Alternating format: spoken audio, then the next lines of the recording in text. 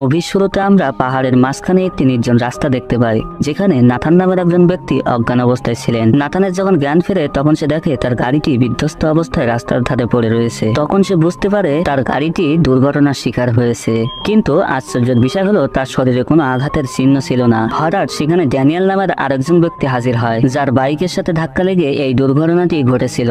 Nathan দেখেন যে ড্যানিয়েলের শরীরেও কোনো আঘাতের চিহ্ন নেই। এবার ড্যানিয়েল নাথানকে জিজ্ঞাসা করে, আসলে আমাদের গাড়ি কখন অ্যাক্সিডেন্ট করেছিল তুমি কি জানো? নাথান বলে, না, এ বিষয়ে আমার কিছুই মনে নেই। ড্যানিয়েল তখন তাকে বলে, আসলে আমরা হয়তো মারা গিয়েছি এবং আমরা যে এই কথা বলছি এটা হয়তো আমাদের আত্মা। নাথান এই কথাটি শোনার পরে সে দ্রুত তার গাড়ির নিকটে যায়, আর সেখানে সে তার মৃতদেহ দেখতে পায়। তখন সে অনেক ভয় পেয়ে যায়, আর সে বিশ্বাস করে আসলে তারা মারা গিয়েছে।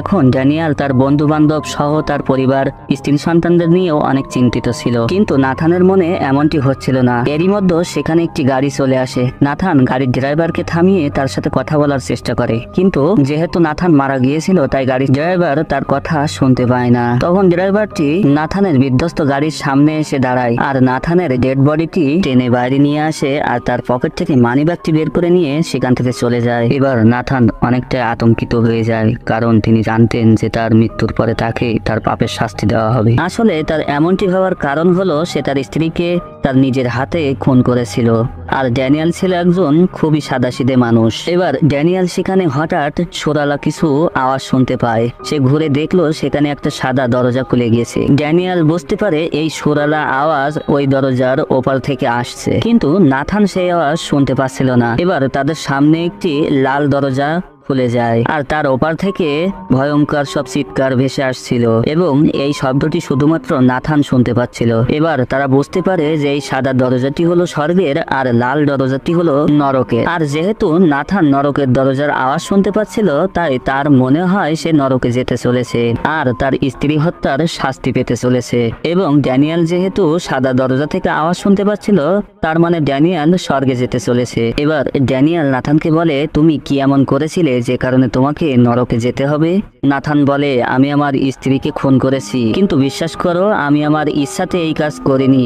আসলে আমার স্ত্রী খুবই অসুস্থ ছিল, আর সে অসুস্থতার কারণে সে খুবই কষ্টের মধ্যে ছিল, আর সে যাতে এই পৃথিবীতে এত কষ্টের ভিতরে না থাকে এজন্যই আমি তাকে হত্যা করেছি। ড্যানিয়েল নাথানের কথায় খুব একটা পাত্তা দেয় না, আর সে স্বর্গের দরজার দিকে যেতে থাকে। নাথান তাকে স্বর্গের দিকে যেতে দেখে তাকে ধাক্কা দিয়ে দূরে ফেলে দেয়, আর সে নিজেই সেই দরজার ভিতরে যাওয়ার চেষ্টা করে, কিন্তু নাথান ভিতরে গিয়েও দেখে সে এখনো দুনিয়াতেই রয়েছে, অর্থাৎ স্বর্গের দরজা তাকে গ্রহণ করেনি। এটা দেখে ড্যানিয়েল তাকে বলে, তোমার উচিত ছিল একজন ভালো মানুষের মতো আচরণ করা, তাহলে তুমিও হয়তো আমার সাথে স্বর্গে যেতে পারতে। তার কথা শোনার পর নাথান স্বীকার করে যে তার ভুল হয়েছে, আর সে বলে, আমাকে ক্ষমা করে দিন, আমি আপনার বাইকে উদ্দেশ্যমূলকভাবে ধাক্কা দেইনি। ড্যানিয়েল তখন তাকে জড়িয়ে ধরে বলে, এটা তোমার দোষ ছিল না, আসলে আমিও বিভ্রান্ত ছিলাম, কেননা তখন আমার গাড়ির সামনে একটি বাচ্চা মেয়ে চলে এসেছিল, যে কারণে আমাদের গাড়ির অ্যাক্সিডেন্ট হয়। এবার ড্যানিয়েল নিজেই সেই দরজার ভিতরে প্রবেশ করে, কিন্তু তখনও সে তাকে এই পৃথিবীতেই রয়েছে, আসলে দরজাটি তাকেও গ্রহণ করেনি। এমন অবস্থায় সেখানে একটি বাচ্চা মেয়ে চলে আসে, আর এই মেয়েটি ছিল ওই মেয়েটি যার কারণে ড্যানিয়েলের বিভ্রান্তি সৃষ্টি হয়েছিল। ড্যানিয়েল তখন সেই ছোট্ট মেয়েটিকে জিজ্ঞাসা করে, তুমি এখানে কিভাবে এলে? তখন মেয়েটি তাকে বলে, কেউ আমাকে বাইক দিয়ে ধাক্কা দিয়েছে। এটা শুনে ড্যানিয়েল বুঝতে পারে যে মেয়েটিও মারা গিয়েছে, কেননা মেয়েটি তাদের সাথে কথা বলতে পারছে।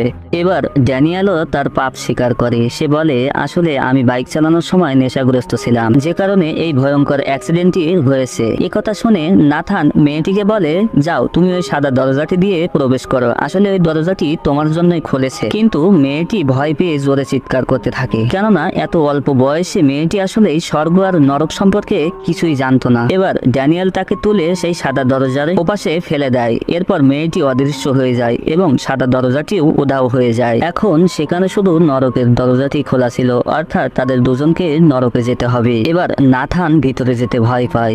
এখানেও সে একটা চালাকি করে এবং লাথি মেরে প্রথমে ড্যানিয়েলকে নরকের দরজার ভিতরে পাঠায়। এরপর সে ঈশ্বরকে বলে, আমি কোনো অন্যায় করিনি, আমি আমার স্ত্রীকে খুন করিনি, আমি শুধু তার ভালোর জন্যই তাকে মেরেছি। এবার তাকে এমনটা বলতে দেখে সেখানে একটি ধোঁয়ার তৈরি দানবের সৃষ্টি হয়, আর সে তখন নাথানকে আক্রমণ করতেই যাবে এমন সময় নাথান ভয় পেয়ে নরকের দরজায় ঢুকে যায়। আর সে ভিতরে প্রবেশ করে দেখে সেখানে তাদের মতো অনেক আত্মা পড়ে রয়েছে। এবার নাথান একটি মেয়ের আত্মা দেখতে পায় আর সে তখন সেটিকে স্পর্শ করে। এরপর নাথান মেয়েটির জীবন দেখতে পায়, অর্থাৎ মেয়েটি যখন জীবিত ছিল আর সে কি কারণে জাহান্নামে এসেছে এই দৃশ্যটি নাথান দেখতে পায়।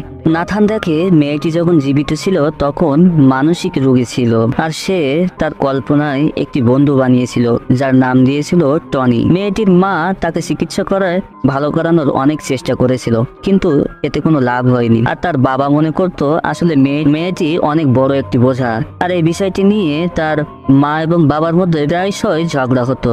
এবার মেয়েটি একদিন রান্নাঘরে যায় এবং রুটির উপরে জ্যাম লাগাতে শুরু করে, তাও আবার খুব অদ্ভুত ভাবে। সে ছুরি নিয়ে খেলা করতে ভালোবাসতো।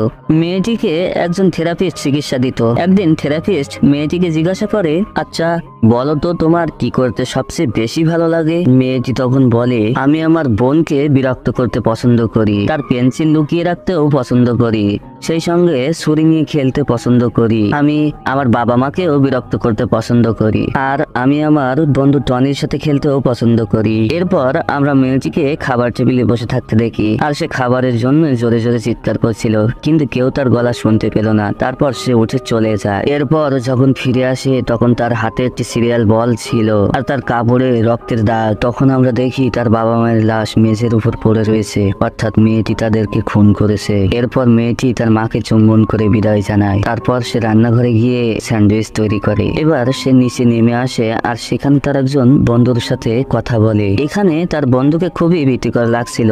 তার নাম ছিল টনি। সে দেখতে কিছুটা অদ্ভুত ছিল। এখন যেহেতু তার বাবা মা মারা গিয়েছে তাই সে টনিকে খুব সহজেই উপরে নিয়ে আসতে পারবে। এখানে টনিও খুব খুশি ছিল কেননা সেও প্রথমবারের মতো বাইরের পৃথিবী দেখছিল। মেয়েটি টনিকে গোসল করায় এবং তারপর তার বাবার জামা কাপড় তাকে পরিয়ে দেয়। এরপর তারা নাস্তা করে। এবার টনি মেয়েটিকে সাহায্য করে তার বাবা ও মায়ের লাশ সরিয়ে রাখার জন্য। এবার মেয়েটি তার বাবা মাকে হত্যা করার জন্য কিছুটা অনুশোচনায় ভোগে। তখন সে তার কল্পনায় একটি থিয়েটার শোরুম তৈরি করে। সে টনিকে সবার সামনে নিয়ে আসে আর তাকে অপরাধীর পোশাক পরিয়ে দেয়। সে তার শ্রোতাদের বলে যে টনি একজন খুনি এবং সে তার বাবা মাকে হত্যা করেছে, এজন্য তার শাস্তি হওয়া উচিত। টনি এখানে সবাইকে বলে, না আমি এমন কিছু করিনি, আমি সবসময় আমার গুহাতে থাকতাম। এখানে মেয়েটি সবাইকে জোর গলায় বলে, না সে আমার বাবা মাকে হত্যা করেছে, তার শাস্তি হওয়া উচিত, তার ফাঁসি হওয়া উচিত, তা না হলেও সর্বনিম্ন তাকে জেলে ঢোকানো উচিত। এরপরে মেয়েটি তার কল্পনাতেই টনিকে হত্যা করে শাস্তি দেয়, কিন্তু আসলে এরম কিছুই হয়নি। টনি তখন তাকে সাহায্য করছিল তার বাবা মায়ের লাশ লুকানোর জন্য। এবার মেয়েটি তার বাবা মায়ের লাশ খাটের নিচে লুকিয়ে রেখে খাটের উপরেই খেলছিল। তো এরপরে টনি একটি আয়নার সামনে দাঁড়ায় কিন্তু সে নিজেকে আয়নার ভিতরে দেখতে পাচ্ছিল না। তখনই আমরা বুঝতে পারি যে আসলে টনি শুধুমাত্র মেয়েটির কল্পনায় ছিল, বাস্তবে টনি আসলে কোনো অস্তিত্বই ছিল না। আর এখান থেকে আমরা বুঝতে পেরেছি যে মেয়েটি তার বাবা মাকে হত্যা করেছে এবং সেই দোষটি টনির ঘাড়ে চাপিয়ে দিতে চেয়েছে। পরের দিন যখন টনি এবং মেয়েটি নাস্তা করছিল এমন সময় দরজায় টোকা পড়ে। মেয়েটি চেক করতে গেল, সেখানে একজন পোস্টম্যান ছিল যার বিল পরিশোধ করার জন্য একজন বড় মানুষের দরকার ছিল। এজন্য মেয়েটি টনি বলে চিৎকার করতে থাকে, কিন্তু তখন টনি সারা ঘরের কোথাও ছিল না। মেয়েটি তখন লোকটিকে একথা বলে সেখান থেকে ফিরিয়ে দেয় যে বাড়িতে এখন কেউ নেই। লোকটি সেখান থেকে চলে যাওয়ার পরে টনি আবারও মেয়েটির সাথে দেখা করে। এরপর মেয়েটি দেখে টনি তার বাবা মায়ের লাশ খাবলে খাবলে খাচ্ছিল।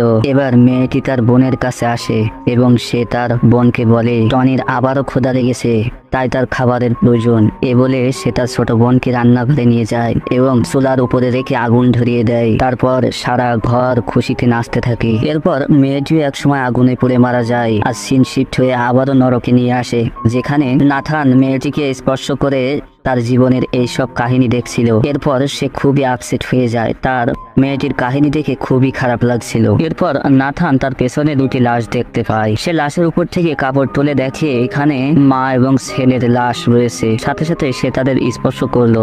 নাথান এবার তাদের গল্প দেখতে লাগলো। তো বন্ধুরা, গল্পটি আমরা দ্বিতীয় পর্বে নিয়ে আসবো। আর দ্বিতীয় পর্বে আমরা এটাও জানতে পারবো যে নাথানের সাথে শেষ পর্যন্ত কি হয়েছিল। তো সেগুলো দেখার জন্য অবশ্যই চ্যানেলটি সাবস্ক্রাইব করে পাশে থাকবে। ধন্যবাদ।